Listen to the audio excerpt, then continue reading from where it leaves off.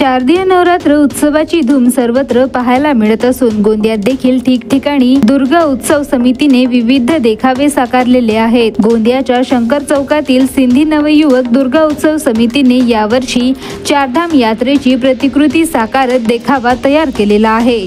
तर दुर्गा मंडपाच्या प्रवेशद्वारावर भव्य हनुमानजींची मूर्ती साकारलेली असल्याने ही मूर्ती दुर्गा देवींच्या दर्शनाकरिता आलेल्या भाविकांचे लक्ष वेधून घेत आहे। जे वयोवृद्ध लोक चारधाम यात्रेला जाऊन केदारनाथ, बद्रीनाथ, रामेश्वर, द्वारकानाथ यासारख्या देवस्थानांचे दर्शन करू शकत नाही, अशा भाविकांसाठी गोंदियातील सिंधी नवयुवक दुर्गा उत्सव मंडळाने यासाठी विशेष देखावा तयार केलेला आहे। तर गोंदियातच चारधाम यात्रेचे दर्शन होत असल्याने भाविकांनी देखील मोठी गर्दी केलेली आहे। तर गोंदियातील सिंधी नवयुवक दुर्गा उत्सव मंडळ दरवर्षी दुर्गा उत्सवात नवनवीन देखावे तयार करीत गोंदियाकरांना आकर्षित करीत असून या मंडळाने स्थापित केलेल्या देवीच्या दर्शनाकरिता महाराष्ट्रासह मध्य प्रदेश आणि छत्तीसगड राज्यातून भाविक दर्शनाकरिता येत असतात।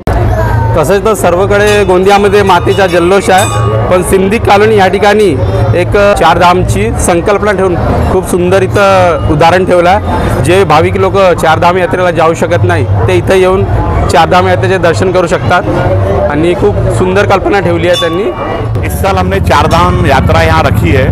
जिन भी भाइयों बहनों या वृद्ध लोग हैं जो आर्थिक रूप से कमजोर है, जो चारधाम नहीं जा सकते, उनके लिए हमने यहाँ चारधाम यात्रा का आयोजन किया गया हुआ है और ऐसी फीलिंग दी हुई है जैसे उनको ऐसा लग रहा है कि हम चारधाम यात्रा साक्षात घूम के आए हैं। और इस साल हमने चारधाम में केदारनाथ, बद्रीनाथ और रामेश्वरम और द्वारिकानाथ हमने ये रखे हैं, ये चारों थीम रखे हैं। कोई आयोजन करते हैं, जैसे इसके पहले हमने अमरनाथ गुफा रखे थे, इसके पहले माँ वैष्णो देवी का दरबार रखे थे और पिछले साल हमने योगी आदि रखे थे।